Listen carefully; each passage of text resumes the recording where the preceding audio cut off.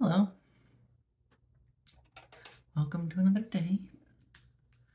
Another beautiful week. Another wonderful game dev session of talking. Oh no, I'm running out of concealer. Time to go buy more. Try to pull it out of the container. Gotta be a better solution. I probably have enough for today, and that's it. Do I have more? Do I have some BB cream? Maybe that'll help. But there's only so much that you could do. Like, these containers are really not designed to give you all of the product that you paid for. And considering it's so expensive, the least they could do is make it easy to get at this stuff. But they don't, and they won't. And I should just buy it myself. Buy all the ingredients myself and do it myself. We'll see. So this weekend I was working on my master's of fine arts, which is in creative writing. So we're not even going to school for game dev. I'm just doing this sort of as a fun thing that I do on the side. But so here's the thing. Storytelling in games. Stories are, they're pretty straightforward. What is a story? How do you tell a story? You could go on YouTube and you can watch a lot of videos. You could get an idea. You could even get an idea of storytelling in games very specifically. And they'll have a lot of answers for you. But games and books tell their stories in very different ways. But at the same time, there's still the same kind of story.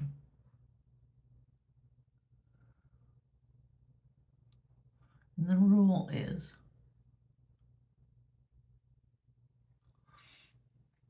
you start out normal,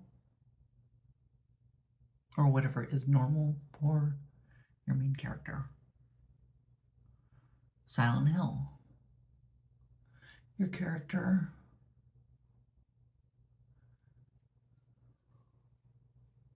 is in the car with his daughter. It's snowing, but it's a normal snow. Life is normal. They're headed somewhere, but there's nothing abnormal. This is what they do.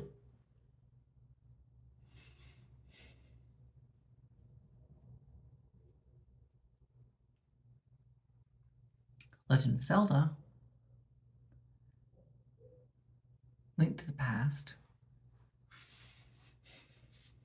The normal is Link wakes up in bed in his house.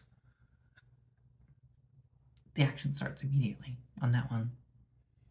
Most video games, it seems like the action starts immediately.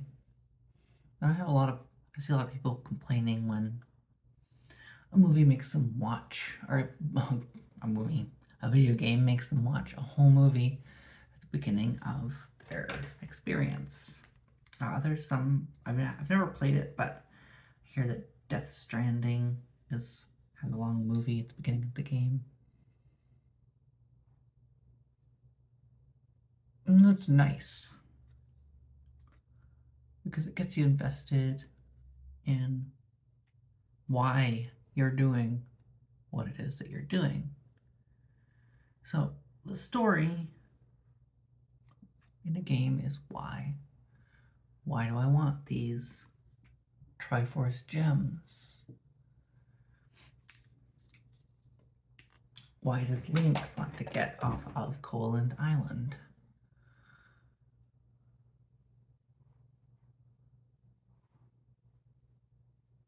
Why does he want to wake the windfish?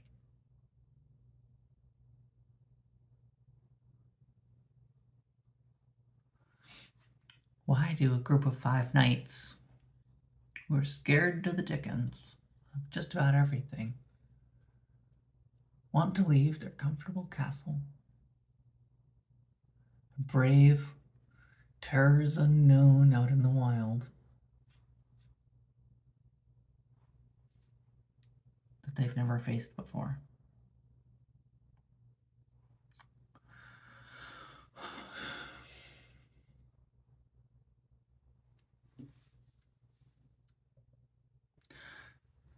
So, when we talk about a story in a video game, what we're talking about is a reason.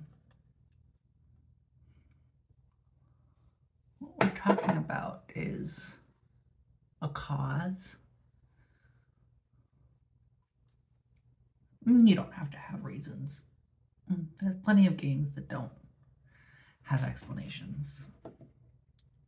Baba is you, which I've mentioned before. Why are you doing this? Why is this little white creature, Baba, acting in the way that it is? Maybe there is an explanation. I don't remember. But it didn't always be like that. But it do be like that now. People who play video games, it helps them to know why they're doing something. Why is Max Payne shooting up all his people and slowing down time so he can be really good at shooting people? Well, because he lost his daughter. He lost his family.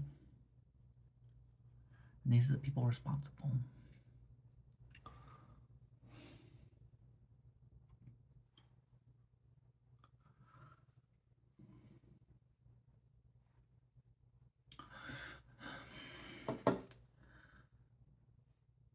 And that's something that took me a while to figure out. And it's not something that has to be figured out immediately. But when do you want to figure it out? At what stage in your development process is it important to know why the character is acting the way that they are? At what point do you develop the story?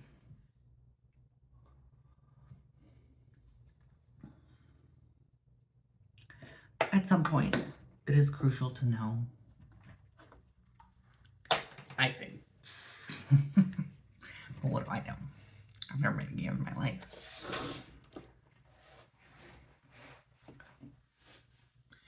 We like to think that we're reasonable. We like to think that we have explanations for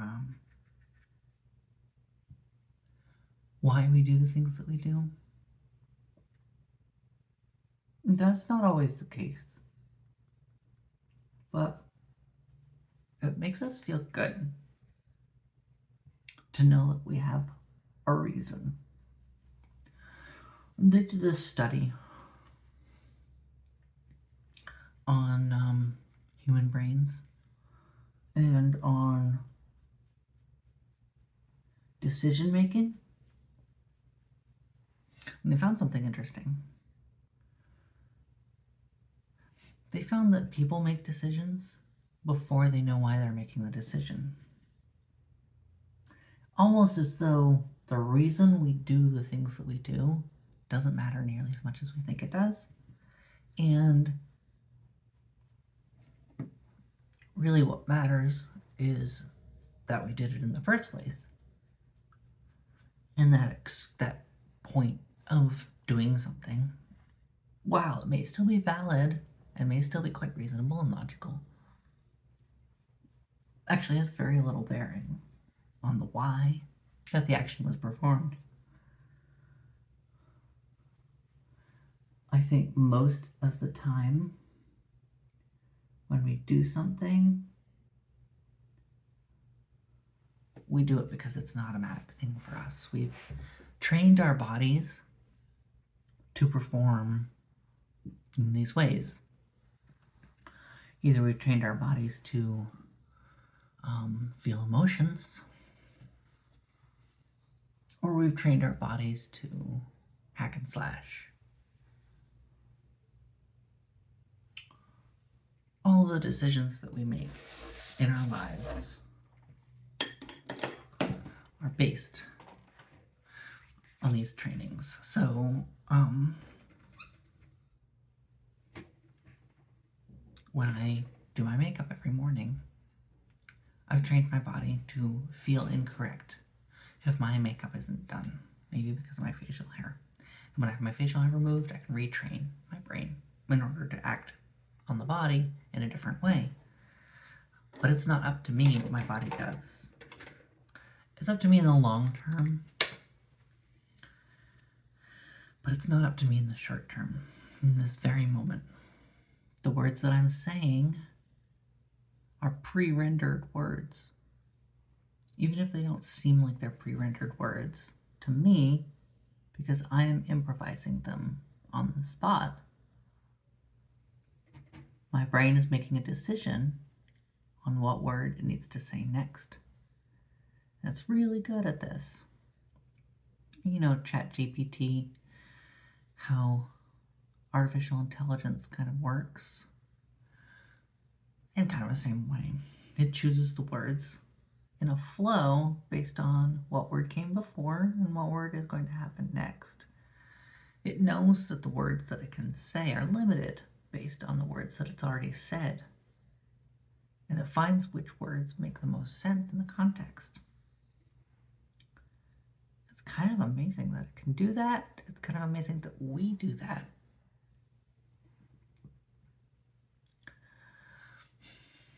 And that's why it develops such a natural language, because it really is an emulation of what they know about how our brains make these decisions.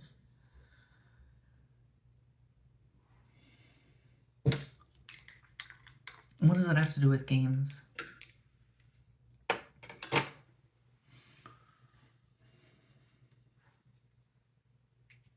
When you tell a story in a game, you're describing for the player possible actions that they can perform. You're training their brain to know what their body can or can't do. So if they see a snake, their body can do a few things. They can run away, or they can fight.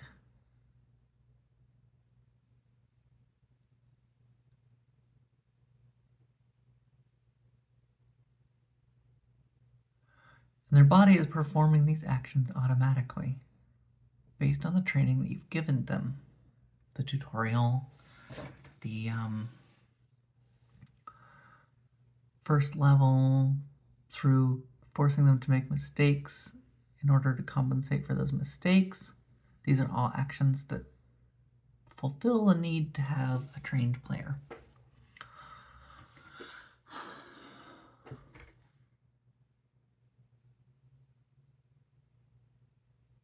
You're making the player train themselves in order to make the best decision possible at the time. And then you're giving them the opportunity to make plenty of mistakes in order to continue training and continue to increase their ability to react to situations within the context of their personal player story, and then have a reason after. Why did I move and act and react the way that I did? Well, because in the past, when I played this level last time, this is the mistake that I made, and it didn't go so well for me, and I wanted to do better.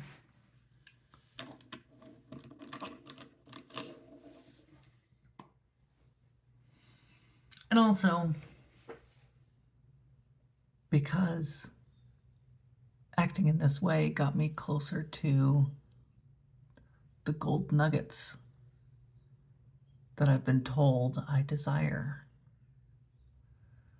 or got me further away from the evil zombie that's been chasing me this whole time.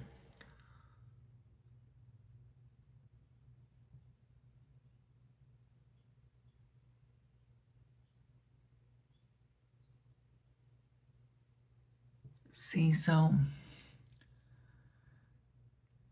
storytelling really is just you're giving people a reason why they're doing the thing that they're doing so that they can train their brain as best as possible to do that thing as a rote. Because if you know why you're doing something, it's easier to convince yourself to keep doing it.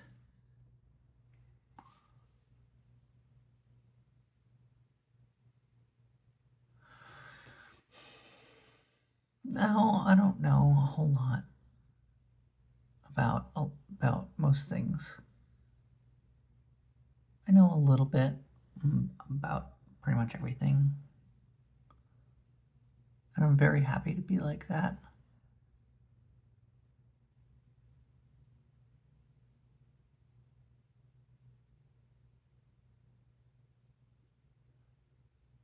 But I do know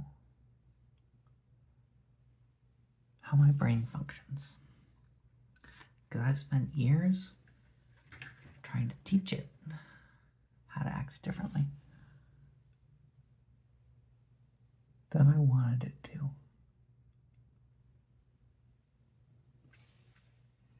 And while that specific thing did not pay off for me, and I'm now very glad that it didn't,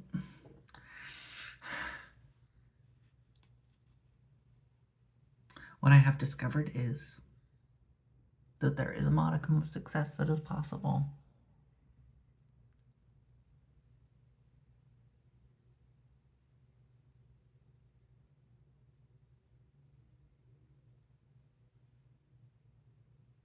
And one of the ways in which it's successful is because I was able to tell myself a story about myself that I believe to be true.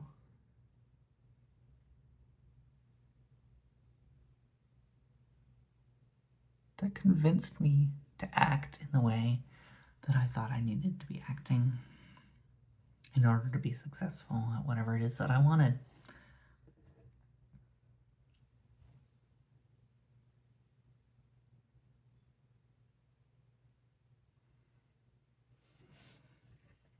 And that's making a game. You want your player to be successful. You want to give them challenges, but you want those challenges to be surmountable. Because the story requires the player to have a surmountable challenge.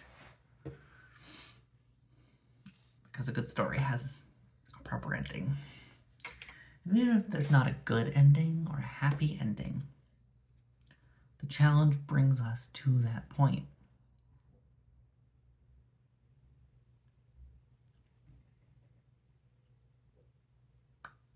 So that we know why.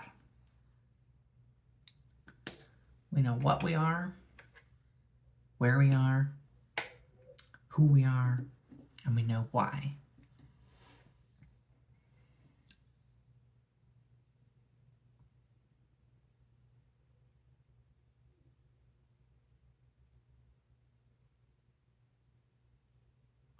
When you're designing a game, that makes a huge difference.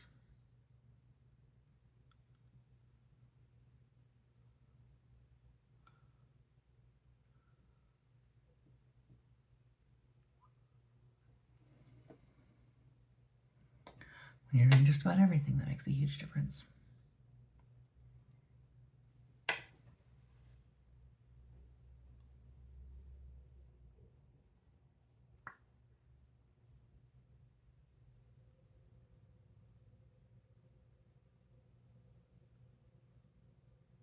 Your story matters.